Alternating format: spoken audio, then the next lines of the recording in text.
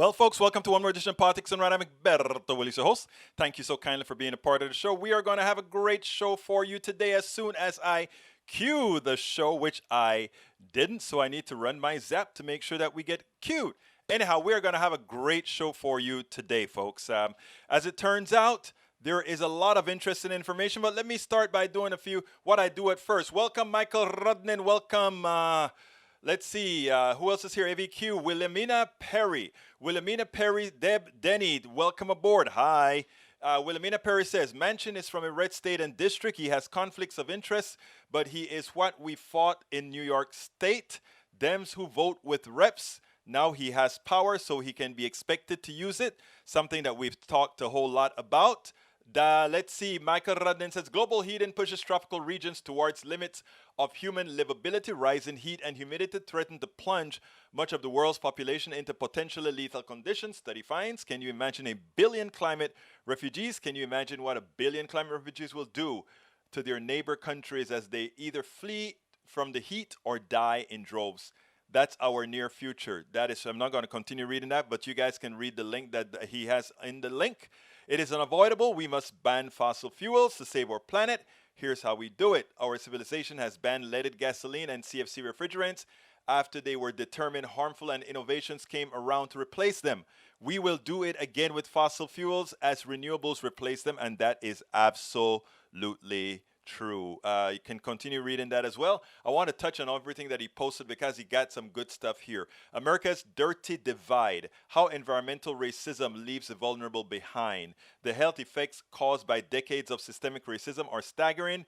Environmental justice is a topic discussed not nearly often enough. One of more pervasive forms of systemic racism is how poor minority neighborhoods are so often placed adjacent to high pollution. We've covered many stories like that, including here in Houston, part that we call Cancer Alley and all these areas.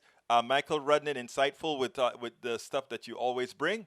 Last one on frozen Minnesota lake, political antagonism melts away. You get better commentary talking to any random young person about their problems than you would the multimillionaire talking heads on any network media station. That is so true. Democrats are putting that stimulus check and minimum wage hike on the back burner while they're dropping bombs in Syria, and those bombs are kind of expensive for a dude who owes me $2,000. Hey, but it's amazing, right? It's a problem to give somebody $1,400, but we can drop those $2,000.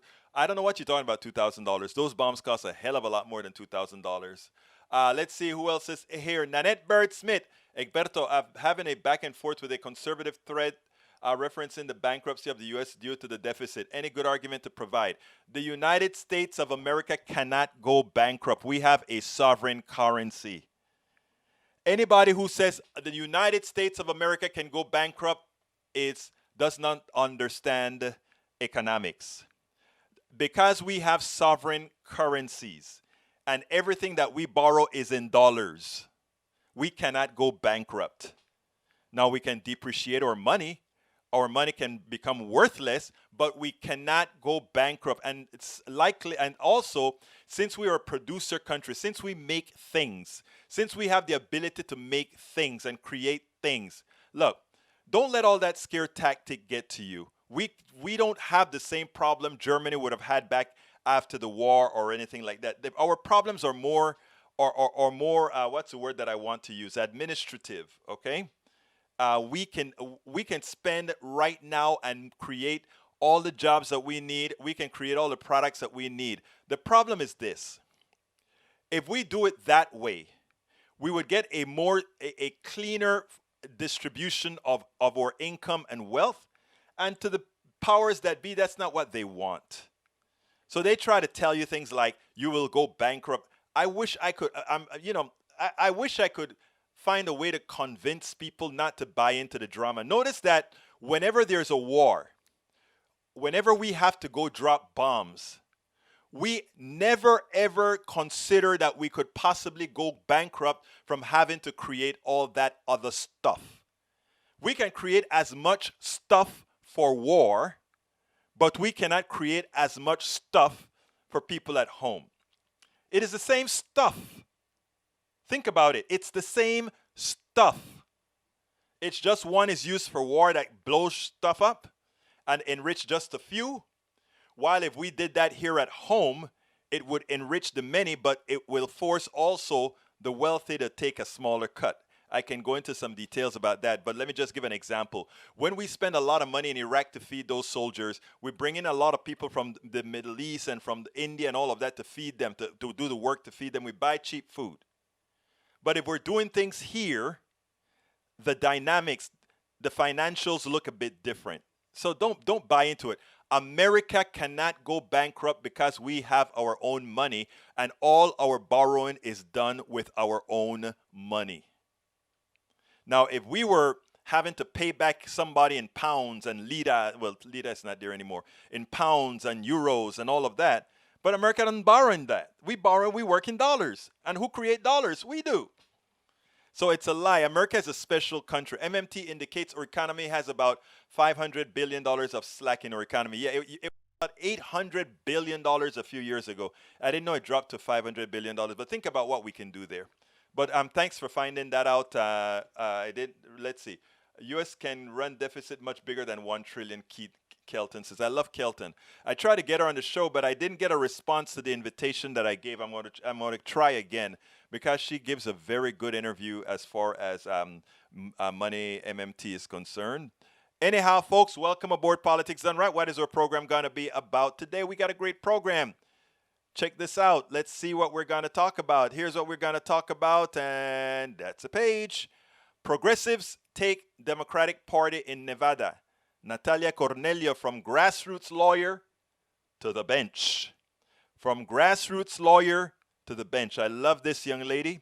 This young lady has been active in the community, and she has done a lot of work, and now she sits on the criminal justice system, the bench. The five, which one is she? I forgot the number. We'll talk about it when we get to it. Also, progressives took over the party in Nevada. Is that a bad thing or a good thing? It's a good thing. Unfortunately, that is not how the people in Nevada behave. But anyhow, let me start by playing a young activist who was out there in Nevada campaigning for Bernie when Bernie won in a landslide. I was out there in Nevada the last 4 days of that primary as well, and you would not imagine the vibrancy that you saw on the ground. You saw people power, you saw people engage, you saw people talking to people not just to say, I want you to vote for me today. You saw people out there talking about making changes, people talking about what would an America that really cares about the middle class and care about bringing up the poor, making sure the poor does not stay poor, but bringing the poor into the middle class. I mean, we were having conversations in Spanish and English with constituents over and over again, and that is what it took to get people's confidence to go vote. And that is what happened. And Bernie won in a landslide. The establishment got really scared, and that is when they all coalesced around brother Biden. Now, I don't know. I've confessed that I think maybe Biden was the only one that could have won based on how our political dynamics is. But the one thing I admire with Biden thus far is he went big with the $1.9 trillion budget, and it's a very, very progressive bill. So what I see is at the top, a coalescing of the Democratic Party towards progressives, which is a good thing. You know, we have progressives in the Democratic Party, and we have establishment types in the Democratic Party, and we're all going to live in the Democratic Party. So if you can set up structures to get along by giving people what they want, and you know what progressives want? Progressives want to ensure that people get what they deserve. Not just, we are not scared. By the way, if anybody wants to call in, that's a Zoom. You can either call in via Zoom or the telephone number on the screen. That's 346-248-7799. And the code to get in is 254-600-9091. And there's a link if you want to come in via Zoom. But I want to play an excited, this young lady, I called up Daniel Cohen, the president of Indivisible Houston, and I said, hey, I need somebody to talk about the progressives takeover of Nevada, preferably somebody in Nevada. But, we can also get somebody who's been to Nevada. I've been to Nevada, but I needed somebody to say something, right? Somebody that was young and active on the floor, on the ground. So we found Sandra Cisneros Peters. Check this out. Welcome to one more edition of Politics and Random. Egberto Will is your host. Thank you so kindly for being a part of our show. We have a great person to speak with today, Sandra Cisneros Peters. She is in Nevada, and something special happened in Nevada. You know, before you start, we've been talking about this, Sandra, that if you want to make a change, you have to make a change from within and like a virus expands. So, Sandra Cisneros Peters out of Nevada. First of all, tell me a little bit about yourself. Okay, so let me just clarify. I'm actually in Houston, and I went to work in Nevada for the Bernie campaign in Okay, 2020. Yeah.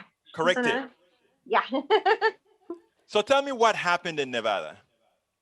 um. So, I mean, we all saw the videos in 16. The aggression that the party insiders had towards progressives and Bernie Kratz. And so we really saw like the building, like the wins that we saw, like we just heard about, like that has been building since back then. Like DSAers have been on the ground, like building all kinds of like, support of like multi, like pronged. It was beautiful to see.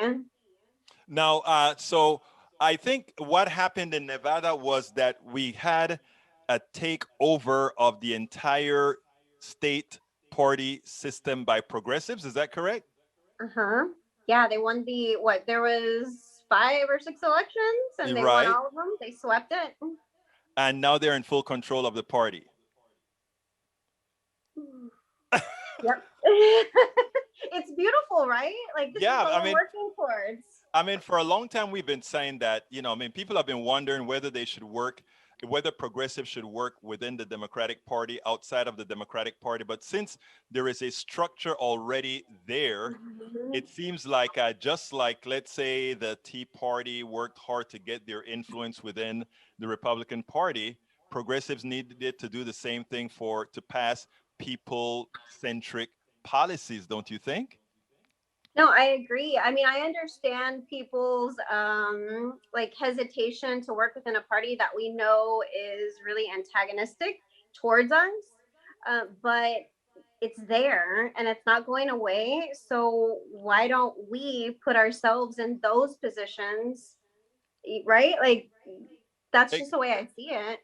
Oh, absolutely so. And so when you went over there, I was in Nevada as well when Bernie won. I was a Bernie. I worked in the Spanish community, in the Latin community for Bernie out there for, I don't know, for probably 3 4 days when that Uh-huh. big push was on, and we went to that bar and watched as the returns came in, and it was like a real progressive win by a landslide in a Western state. It was Yeah. was a blast. Were you there for that as well, or Yeah. I was there. I believe I started like the beginning of February up right until like the winds. Yeah, up yeah. until the win? But and you could feel it. Like you could see all the work that was being done on the ground. Like it wasn't just, get out the vote work. Like we weren't there to just tell people, "Oh, you have to vote for this candidate because we know better than you." It's like, no, we're like people were explaining like this is, what we're fighting for and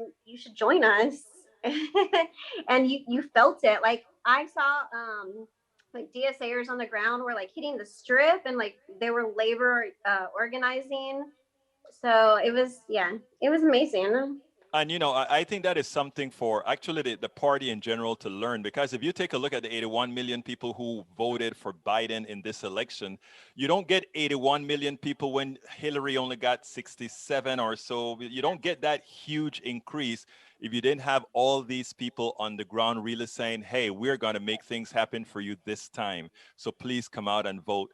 And the fact that you get that turn in Nevada, and like you said, I remember being there as well. It was a different scenario. People were actually not just saying, we are here for the vote. It was, we are here to organize, just like you guys have been doing for a long time.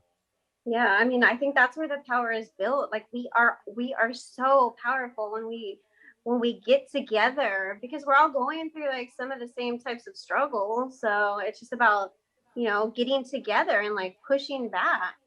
And you know what? A very good job is being done. And I have, I'm a member of just about all these different progressive organizations as well, including DSA.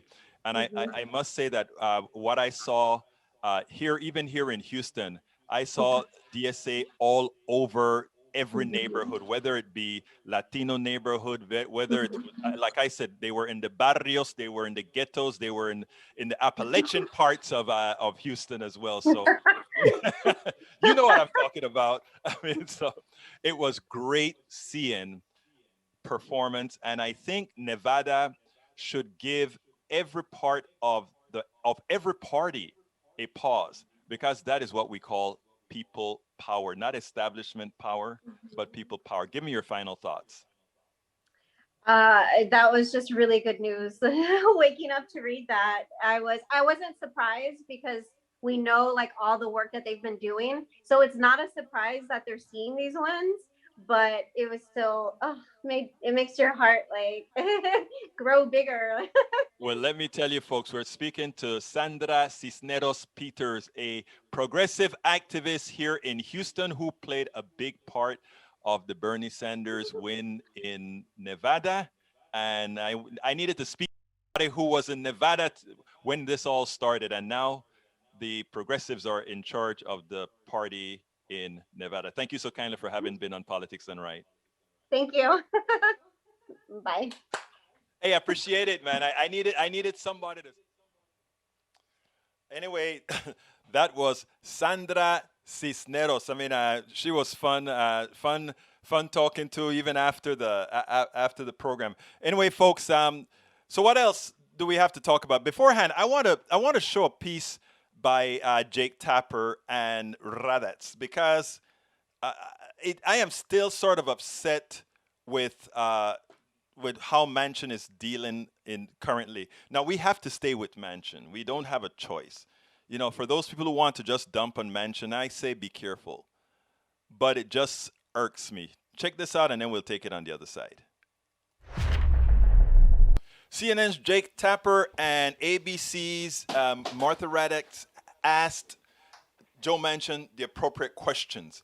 But most importantly, that sort of question about the West Virginians. Check this out, and then we'll take it on the other side. After changes that you pushed for, enhanced federal unemployment benefits now expire about a month earlier, and there's a new income cap for writing them off on your taxes. I have to say, you represent one of the lowest income states in the nation. Why were you fighting for less help for citizens during this cruel economic time? All I did was try to make sure that we were targeting where the help was needed. Right now, we're getting $300 to people who are unemployed by no fault of their own.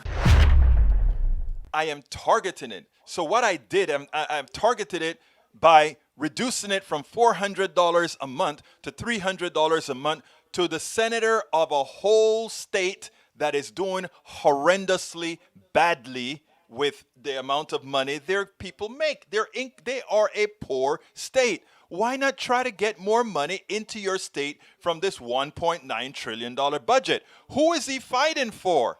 Who is he fighting for? Well, Martha Raddatz did it a bit better than Tapper in a little bit. Let's take a look at how she handled that. Senator, you brought the Senate to a standstill for 10 hours on Friday, threatened to side with Republicans, and did not budge until a call from the president and significant concessions were made. In the end, you got $300 a month instead of $400 for benefits. So in this pandemic economy, you don't think people need more money? I didn't do anything intentionally whatsoever. I did everything I could to bring us together so we'd have more support and the public would get the needed help that's needed. We have so many different ways that we're helping the public with this piece of legislation. It's not that I don't think. I think that basically what would have happened, going from 300 to 400, there's going to be a glitch where people are going to go without unemployment checks for a while. 300 has kept us systematically and kept a smooth transition through there. I always try to work with my Democrat colleagues, my caucus, and my Republican friends. And there was an awful lot of input for over last month. Senator, we know you are all about bipartisanship, but President Biden did not get a single Republican vote for a relief package in the middle of a pandemic. So at this point, doesn't bipartisanship seem like a false hope? Not at all, Martha. The first group of people that President Biden brought to the White House was 10 of my friends and colleagues, 10 Republicans, to see what their idea was. They came out with a proposal. He thought we needed to do a lot more, which that is his prerogative, and I support him with that. But with that, we had an awful lot of input from Republican friends all through this process. A lot of the changes that we made that were basically brought into this process came by working with my Republican and Democrat colleagues together. You know, Political wrote that your outsized influence has cast its shadow over the Senate since the day the Democrats captured their 50-50 majority. They're talking about this. They're talking about minimum wage, cabinet appointments. If they're not getting bipartisan support, which they aren't, no matter how many meetings they have, do the Democrats now have to cater to Joe Manchin's agenda? Not at all. No, I didn't lobby for this position. I've never changed, Martha. I'm the same person I have been all my life. I look for that moderate middle. The common sense that comes with the moderate middle is who I am. That's what people expect. My state of West Virginia, they know me. You've got to work a little bit harder when we have this toxic atmosphere and the divisions that we have and the tribal mentality. Martha, that's not to be acceptable. You've got to work hard and fight that. I always want that moderate middle to be able to work, and that's where you govern from. That's where you run your life from. First of all, have you noticed how he tried to clean up the $300 from $400 to $300?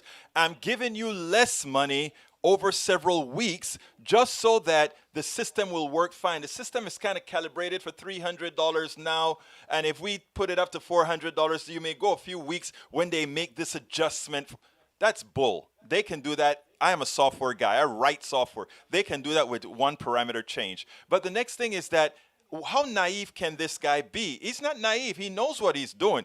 If we go from Reagan right back up, whenever Democrats pass bills, they are liable to get zero Republican support or simply nominal Republican support. The converse is not true in the aggregate. The converse is definitely not true in the aggregate. So what is Manchin talking about? Some false bipartisanship that we are going to be able to talk these guys and convince these guys to come and vote with us. No, they are making a categorical statement. They have no intention in supporting any policy that has a Republican stamp on it. What they want you to do is capitulate to them so that they can say, well, we supported this bill because the Democrats did what we told them to do. And it is only that reason that we voted for it. In effect, what we have is a Republican bill. Because even under Obamacare had its foundational roots in the Heritage Foundation. And even that they didn't support. They changed their model as soon as Obama adopted a conservative health care plan that he couldn't even get them to vote for that. Now, look, this is partisan, yes, but it's deeper than partisan. And Joe Manchin is not playing into the game. Joe Manchin is playing likely for survival in West Virginia, just like his governor, our Democratic governor, who still has Democratic values, who's still saying, pass this $1.9 trillion no matter what, but became a Republican because so far we have not made the effort to go into West Virginia as Democrats, appeal to their better values. We haven't yet done that. And he's just thinking about self-preservation instead of saying, I am going to take this one for America. And if for some reason I don't get reelected, now I think he would get reelected because people will be doing much better. If for some reason I don't get reelected, at least I have done the right thing. It's not like he needs the money. He just wants to have the power. Absolutely so. And Norman gets it right. The common sense. We had 8 years with Obama's presidency. Doing the same thing over and over is insanity. The one thing Biden has not done the same with Obama, he didn't play into the game. He started big and he stayed big. He started bigger and he stayed bigger. Think about it. Think about what's in that bill. A lot of people have not seen that this bill is as transformative as it is, and it does some magic as well. It gave people the types of policies that we should have that is going to be hard to take away. And that's what people don't understand. We shouldn't have to be fighting for something like child care. Every Western country of consequence have some sort of child care. We tell you go fend for yourself as capitalism eats all your money. I want you guys to understand that asking for what's due you is not asking for anything unwarranted to you. It's amazing that we have been so indoctrinated into the belief that we are not worthy, in as much as everything that the wealthy has can be attributed to us all, the masses. They couldn't make it without us. They are the parasites really are they. They are the parasites.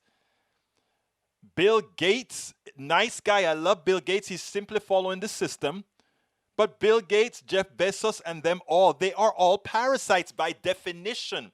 If you define what a parasite is, that's what they are. Jeff Bezos make a little cut off of everything he sells that somebody else created. And I'm not talking about the shipping cost or that. I'm saying he's making a part of everything shipped out. Isn't that what a parasite does? Live off that which is created. You see, we were indoctrinated into believing that these guys are so smart. Anytime you hear somebody say, "Oh, I let my money work for me," your money can't work for you. Understand that we have created a concept. We have created an economic system that allows you to say that, "I'll let my money work for me. I'm smart." In effect, you're saying, "I am smart. I am allowing others to work for me while I take advantage of the spoils." People don't get it because that's not what we were taught. We make our money work for us, right? But understand what it means when your money works for you. Understand what it really means. I'm not talking about interest in a passbook. That is okay, right? I mean, if you put your money in the old-fashioned way was cool, right? You put your money in the bank loans your money out to somebody else. Somebody else goes ahead and pays a little bit of interest to use that money, and you get a little piece. That's fine, right? That is fine because everybody benefits. I sell my books through Amazon, and Bezos gets a big part of my book. But you know, that's what happens when you have monopolies. There are people that wouldn't go to politicsdoneright.com/store to buy my book, but they will go to Amazon.com to buy their books. Don't ask me what the scenario is. I tell them straight up, if you buy your book from me, you cut out the middle person, and I can have less advertising on my sites. But you know, our psyche is such that we give honor and umbrage to those who do the least, but give the mantra or give us the belief that they're doing. You know who I have faith in? Y'all. Because you're the ones who make the system work. They don't tell you that. Anyhow, folks, since you brought up the book, folks, please, if you want to get my book, here is the Amazon link for my book. It's worth it. How to talk to your right-wing relatives, friends, and neighbors, and really do that. We can't win and get real policies with 50+1. We have to do much better than that. We have to bring those into the fold, all of those who we are really, really working for. And my thing is, don't get mad with your right-wing friends, neighbors, and families. My thing is, engage them. Listen to them. Listen to their fears and talk to them. What you're going to find out is that they kind of care about the same things you do, but they're informed by other sources, generally misleading sources.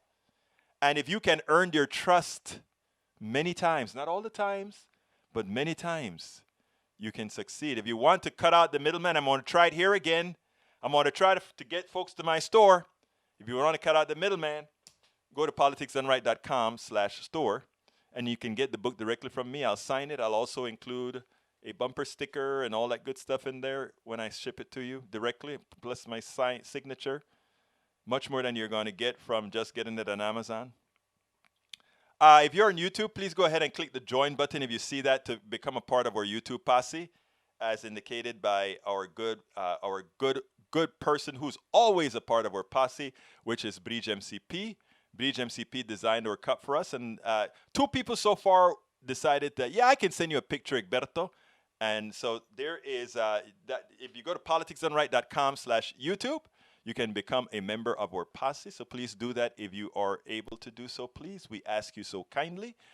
And you can get our mug that was designed by one of our own members. In fact, it has a little sign by her underneath. That you can get the mug right at our store. So anyhow, folks, you can also support us via Patreon, politicsdoneright.com/patron, politicsdoneright.com/patron, or via PayPal, which is politicsdoneright.com/PayPal. Hey, Bridge MCP just made it in just as we are announcing her stuff. Anyway, let's get back to the program. I have to ask every show for your support, new people for your support, because that is the only way we can make it. Okay, right now I want to introduce you guys to Natalia Cornelia. She's been with us before.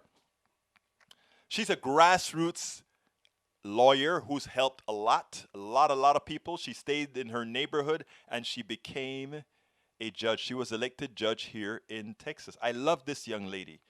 She goes out there and she works, and her ceremony, you know, when somebody is loved, her ceremony was beautiful when she was in the investiture into the bench. So let's go ahead and listen to her, and then we'll take it on the other side. Welcome to one more edition of Politics and Right. I'm Egberto Willis, your host. Today we have a very special guest. This is the third or fourth time she's going to be with us, but one of the most important things, folks, is that she makes grassroots mean something. And you know what we've seen? We've seen it paid off. Natalia Cornelio, best known as Nata, judge from the 351st District Court. How are you doing today, Natalia? Or I need to change that. How are you doing, Judge Cornelio? I'm doing great. Thank you for asking. How are you, Egberto? I am doing fine. Just before we get started, I just want to tell you how proud I am to see that one of the hardest working activist lawyers in Houston has now become a judge, one of the, somebody who's going to really make a difference in our society here in Houston. How are you doing today? Otherwise, I know you're probably tired from all the getting together. No, I mean, I'm a little tired from the work. It's a ton of work, the job, which I expected, and I'm grateful for. There's so much to do, and I give it my all. So that's why I did this. My husband is like, I thought that after the campaign it was going to be less busy, and I was like, no, baby, it's going to be more busy until we get a good system, and maybe even for the whole time. So, well, but we're good. What is interesting is I read some messages that you put out there that you pointed out that your court is actually overstressed. I mean, you just have thousands of cases that you have to take care of. It's true. My court has at least 2,700 cases and, hundreds of cases that are set for trial. So one of my priorities, which came from when I was a lawyer and when I ran and before I became a judge, is knowing how important access to the courts is, right? We don't trust a system that doesn't give people meaningful access to it. It's such a challenge to balance that really important priority with the sheer quantity. So, for example, I have almost 400 cases set for trial. I'm just one person, one court. If we were to do one trial a day with no weekends, with no holidays, and it would only take one day to do a trial, which is usually takes more than a day to do a felony trial, we wouldn't be done in a year. And there's still 2,300 cases to dispose of and take care of. So it's a really big challenge. I think one of the big requests that's going to come out of this, that's been coming out of this, is for more courts. And I know that it's always dangerous to expand the infrastructure without expanding alternatives. And so hopefully that could be done in unison. And as we expand the courts, we also expand, diversionary programs and resources available for mental illness and for drug addiction and for other addiction and for families who are, dealing with violence and doing violence intervention programs. I mean, we really need all of it to be able to get a grasp on the sheer quantity of cases that are coming through our criminal justice system right now. Now, you are you run a criminal court, is that correct? Yes, it's a felony criminal court that serves all of Harris County. Okay, now what I don't understand, and I think most people don't, and I know this sort of reflected around the country as well. What's the structure of the court system? I know there are felonies. I know there are misdemeanor courts. I know there are municipal courts. There's also state courts, and then there are federal courts. Can you give us a breakdown? But what we try to do here at Politics Done Right is to educate our people as far as how this system works, because people are just confused. That's fair. Yes, on the sort of most local scale, there are city courts, municipal courts, as well as justice of the peace courts. These handle Class C misdemeanors, traffic offenses, ordinances that are passed by the city or by the county. And they'll handle kind of a little bit of criminal, a little bit of civil, but it's more about the locality of it, lower level, close to home, ordinance based. And then there are county courts, which are divided into probate courts as well as civil courts, as well as criminal courts. And the county criminal courts handle misdemeanors. And the county civil courts handle, small claims and other smaller level disputes. Then there are state level courts. And there's the trial level, which is like the first court that you'll have access to, is the district courts. And the state divides the district courts into family courts, into juvenile courts, into civil courts, and into criminal courts. So the criminal courts handle felonies, the civil courts handle civil disputes, the family courts handle family court issues like, divorces and other custodial issues. And the juvenile courts will handle juvenile criminal charges as well as CPS cases. And then, there's appellate courts, which handle all of the below. And then there's Supreme Courts, which is one is civil and one is criminal. And that's our state court system. There's district, appeal, and Supreme/criminal Supreme, which is called Court of Criminal Appeals. And then the federal system is an entirely different track, which handles federal statute-based litigation as well as federal crimes. And they're, basically the courts, district and magistrate, appellate, and supreme. And it's just a question of, is it a federal law or is it a local law? So people think federal crimes means more serious, but it doesn't. It could mean crime on a reservation. It could mean crime on federal land. It could mean, and it's a lot of interstate commerce, which triggers federal jurisdiction, which is, traveling across state lines, or drugs are considered to have federal jurisdiction because demand for drugs is a national phenomenon. And so it's hard to get your head around it. And I wonder if my explanation was even helpful to anybody. No, actually, I learned a lot. I think I understand it. I mean, I first of all, you gave the leveling of the federal courts, you gave the leveling of the state courts. Anyhow, Natalia, or Judge Cornelio. You can call me Natalia. It's fine. Well, since this is sort of a formal interview, I like to go appropriately with the judge. Let me ask you this, Judge. You started out as a lawyer, and you've been on MSNBC and all these things working for the people. So you have an intrinsic feeling as far as what needs to be done out there in the community. We don't have a lot of judges that are that way. Many of the judges are Ivy League guys and mostly guys, Ivy League, and they don't really share anything with what's happening in the community with the people that are coming to them. How can we best get more people like you on the bench? Oh, I mean, I think that with every generation we pay it forward. We need people like me to pay it forward and, be involved in bringing up the youth to be more involved. The thing about the legal profession, Egberto, is that lawyers, it's not that we don't have the best personality, but, we sort of get drawn to our profession. We can get really good at the job, but it's a niche. Like, we like reading, we want to apply these rules to these facts.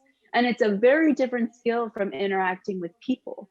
And it's a very different skill from, even some of the frustration I experience as a criminal judge is that these lawyers are excellent lawyers and they can litigate the question of guilt or innocence But when it comes to resources that their clients might need, this is not all of them, but some of them, it's not their strength to be a social worker to someone who is really suffering. They know the law back and right, and they're the lawyer you want when you really need a legal defense. But when you need a home, or to figure out your correct prescription for psychotropic medication, or to figure out what a plan is, this is another specialty that we don't have healthy relationships to build intersectionality and ensure that lawyers are supported to not just to know where to find non-legal resources, and to have the sort of patience and space to explore them and recognize that that's also important. So I think just teaching that and building that, we have a long way to go. I get frustrated every day by the limitedness of mental health resource and addiction resources and housing resources. For people that come through the system, we really need to build that out and familiarize everyone who's involved with what the resources are.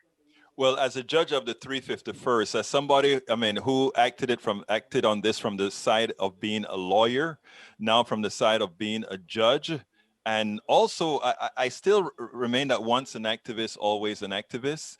I think it is important that your message gets out there, that people understand that, I think the message has a lot more weight. When you were a lawyer, and you make certain kinds of complaints about the jurisprudence, the judicial system, it would be taken like, well, she's a defense lawyer. What is she going to say? Now you're on the bench. You have experience as far as how things work. That's a hell of a platform, assuming that one does not get the air of the bench where, well, now you're the queen, you know. But you know what I'm saying. No, I do. It's a responsibility, and I take it with as much humility as possible, but it's a responsibility. If people listen to you because you have a certain role, then it's a big responsibility. So I embrace the responsibility, and can only do my best, and I know that I'll get better at it. I know that in a year I'm going to be like, wow, when I was a 1-month judge, I can't believe it, like how little I knew compared to what I know now. And it doesn't mean, I think it's incredible that I can do the job. I surprised myself almost. I knew that I could do it, but I didn't know what it was going to be like. And that I feel competent, and I trust the questions that I'm asking and the information that I'm getting before making decisions, but I know that it'll just get better and better. And I do take the responsibility of my role very seriously, on the bench and off the bench.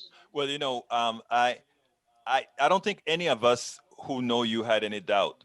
I watch a lot of your, when your acceptance of your certification or whatever it is that is called, and it continues to draw one, because it is like, it's more than humility. It's about the dedication of service. I mean, one can be humble and still not show that they're going to be in service to you, right? There's some intersectionality between humbleness and service, but it's not, they can also be mutually exclusive.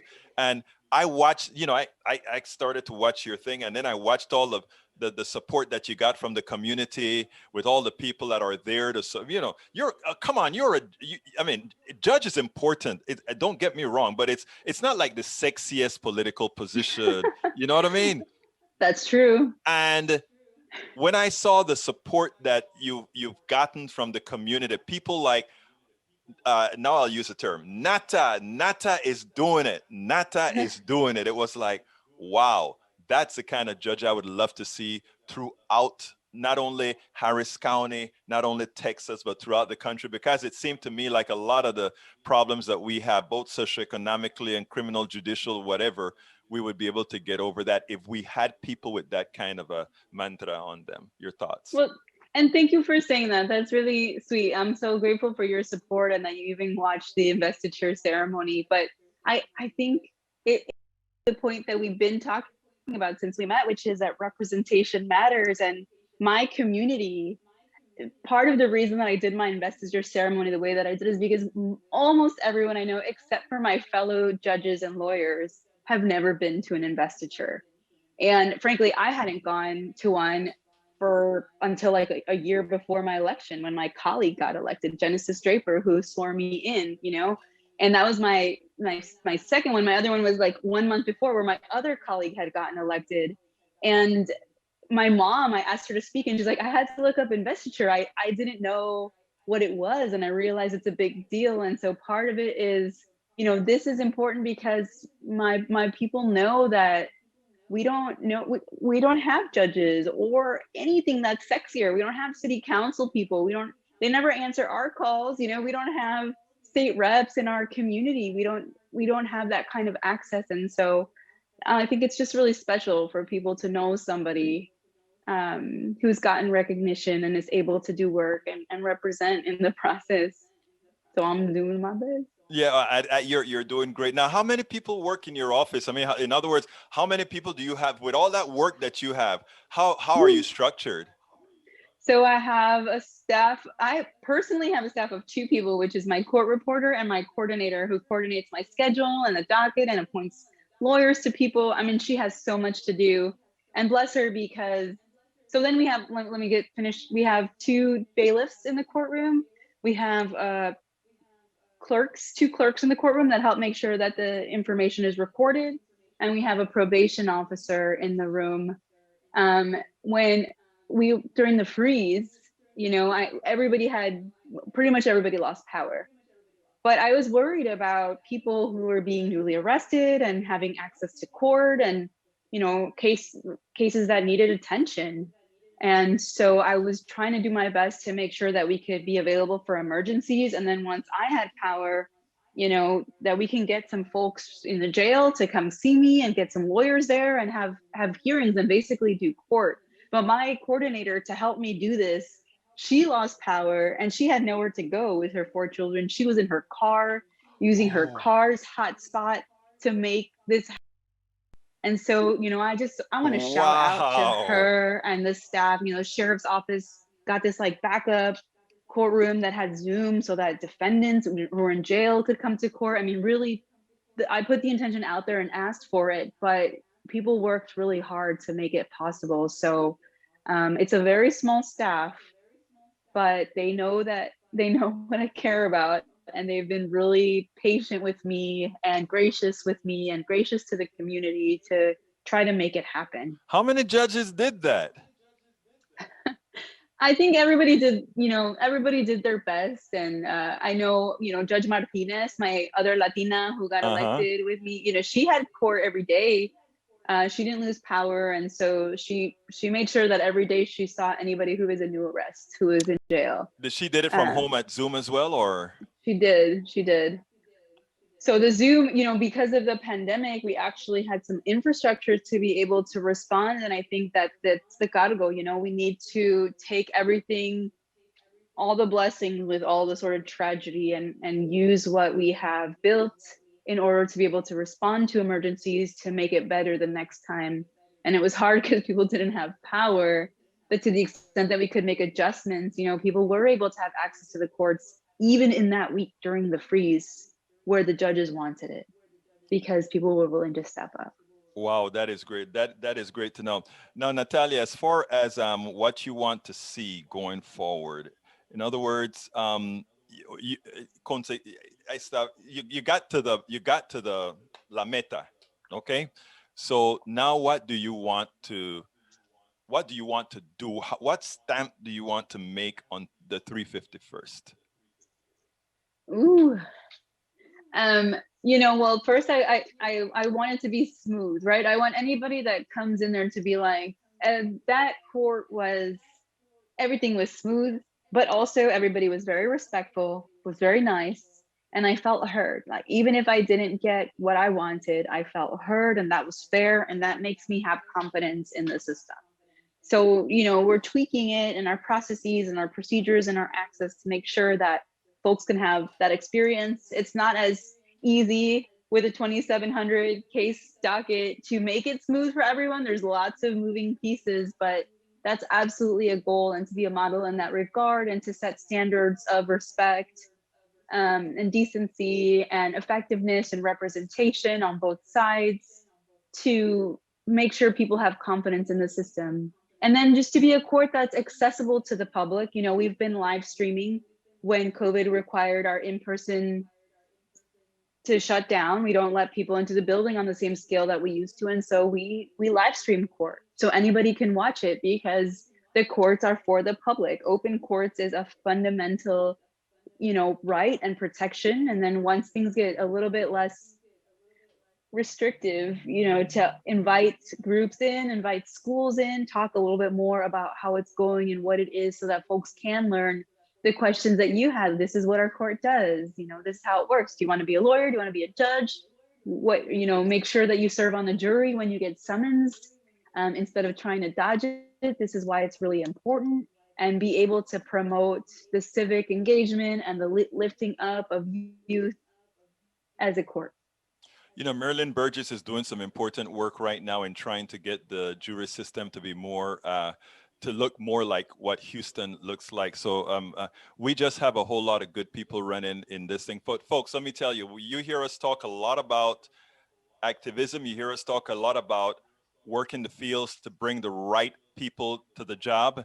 You hear us talk about grassroots. This is what grassroots success look like. We put people into power who really earned it, who really worked for it, and who are really making it beneficial for us all. That is what it's take. What we talk about is not pie in the sky or anything like that. It's about making sure that we put the people there who are there to serve and who we are there to help serve. Natalia Cornelio represents that.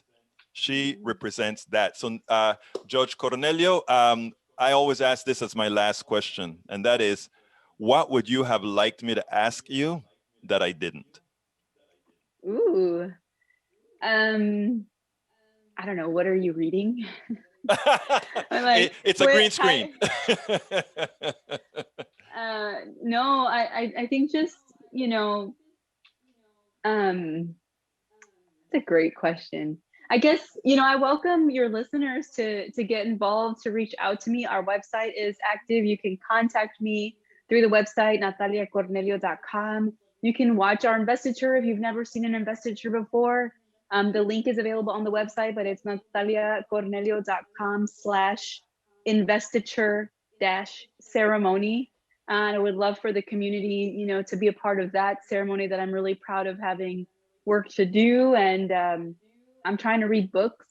It's really hard. I'm very busy. So I've even done some audio listening, but I'm trying to read books so that I can stay grounded and empathetic and not become too focused in just my work without keeping perspective outside.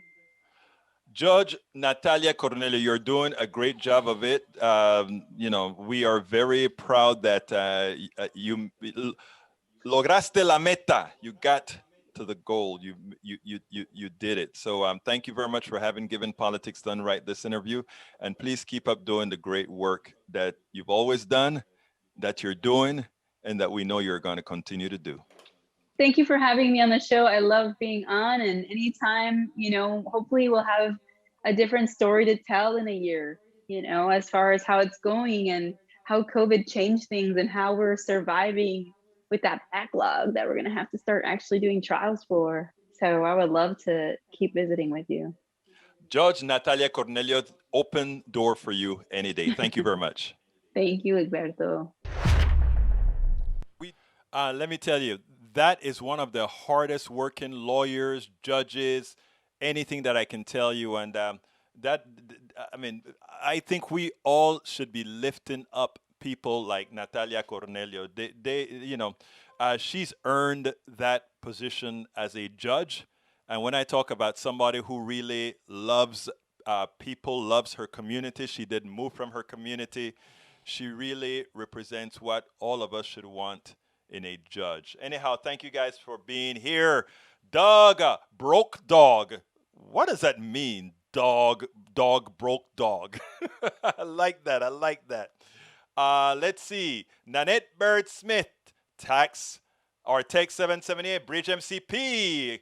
Carl Cox says, Egberto, tell all your listeners to fire and replace Postmaster General. My bill payments are being delayed by the USPS. You are correct, Carl Cox. You are right. Folks, Biden has already started the process with the governors that he's just placed that will get approved, and his days are numbers. Bridge, wide awake. Wide awake. Thank you so kindly for becoming a new member of the PDR posse. Join him and go ahead, folks, and hit that join button, or go ahead and go to politicsdoneright.com/YouTube. Hey, look, you guys make who we are. Let me just tell you that broke as a dog. You're broke as a dog. That's funny. That's funny, brother. That's funny. Okay, that is very funny the way you said that. Anyhow, Julie Van Ostel, thank you for showing up anyway. And yes, we always have our stuff there that you can get at the show. In fact, most of the people watch it after the fact. Although I want to get more live listeners, we'll do that eventually. Julie Henderson, Julie Van Ostel, wide awake. Michael Rudnin. Let's see who else is here. Eric Hayes. No politics in judging, correct? You better bet it. She is a fair judge. She's not going to, I mean, you get into her court, she's real, man. She's real. Okay, let's continue. Saluting my dear brothers and sisters. Eric Hayes, I think I called you out. Let's see. Norman Reynolds, mi hermano de Jamaica. Welcome aboard. Let's see. Who else? Laureen Lenberg. Welcome aboard. Thank you for being here. Lee Grant, my brother from another mother on the conservative side. Looks like Elvira. Stop it, Lee. Behave yourself. She's beautiful. All right. Continuing. Let's see who else we've got here. Deborah John. LA says, I'm present. Yes, you are. And Bruce Pollard, my brother. How you doing, sir? Nanette Bird Smith, welcome aboard. Deb Denny, welcome aboard. Wilhelmina Perry, welcome aboard. AVQ, welcome aboard. I love all you folks for coming and sticking and staying with us. Please remember to share. Let's see, second interview best. Yeah, the first interview was, I read the article and I wanted to reach somebody, and she, it's my fault if I didn't prepare her for anything, because I just said, hey, Daniel, I need somebody to talk on Nevada, and I didn't want it to be just me spouting out what occurred in Nevada to you guys. I wanted you guys to hear somebody who had experience on the ground in Nevada, so I brought her in. So I kind of cold called her to do the interview, and it was, believe it or not, that interview was just prepared 5 minutes before the show. But anyhow, folks, I thank you all for being here with me. Please remember, join the posse. And also remember, consider getting our book. It's worth it. How to Talk to Your Right-Wing Relatives, Friends, and Neighbors. And support us on Patreon. Support us on PayPal. And just support us. Help us keep this thing going. Hey, I got to get out of here. My name is Egberto Willies. This is Politics Done Right. And you know how I end this, baby. I am what? Out!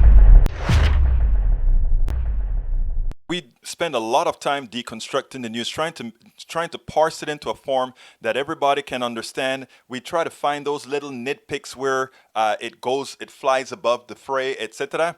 If you really like these videos that we do, I want to ask a big favor. Please go ahead. Number 1, subscribe to our channel. And number 2, please join if you can. Thank you so kindly for watching. Keep watching. Please remember to share. We must populate the entire internet with our progressive message, a message that we know is what most Americans say that they want. So help us, please join.